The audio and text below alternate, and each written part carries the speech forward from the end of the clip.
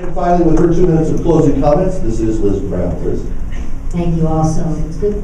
It's heartening to see so many Republicans together, and this is what I asked for when I announced my candidacy. Lots of forums and debates, and I think they've been very fruitful for all of us.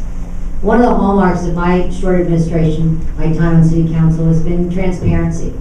I've introduced the ordinances to require oversight of the consulting contracts. I've made sure that the appointments that we make on City Council to the boards and commissions that spend your tax dollars report back to us annually so that we understand what they're doing and that they're good stewards too of your money.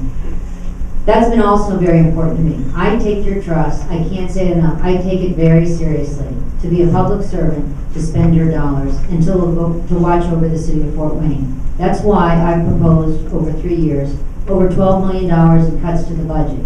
Not always have I been successful, and that's why I realize I need to be in the mayor's seat so that I can make those cuts before they even come to the council table, where those decisions should be made. I look to reduce costs wherever I can, but I can't make those decisions alone because many times that's a policy decision. I can't change the way our employees do business. I can't change the policies that affect how we treat businesses in this community. I can only do that if I'm in the mayor's seat. We need to streamline our businesses and practices. We need to make it more efficient. We need to cut out the red tape. We need to be more welcoming. I have heard that time and time again. I say that all the time. My husband is a physician.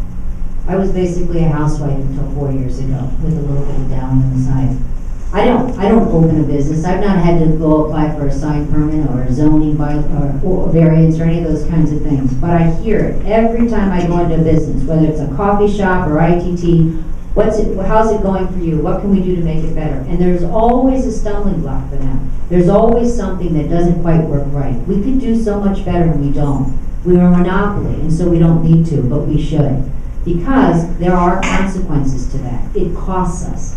Businesses don't want to expand here. Businesses don't want to come here. People have opportunities and they take it elsewhere. That needs to change. So we need to elect a mayor who understands that, and I understand that. And we also need to elect someone who's strong enough to implement those changes, because we've had 12 years of Democrats and they're not willing to make those changes unless we have a leader who understands it like I do and is willing to work day one on not waste 1 day of that 4-year term. And that is time. Thank you. I'm sorry, we had a clock malfunction. I'm sorry I had to jump in and do it that way. If you'd like to give her some support and find out more about her, you can find that at Liz Brown 4, number 4, LizBrownForMayor.com. Appreciate you, Liz Brown.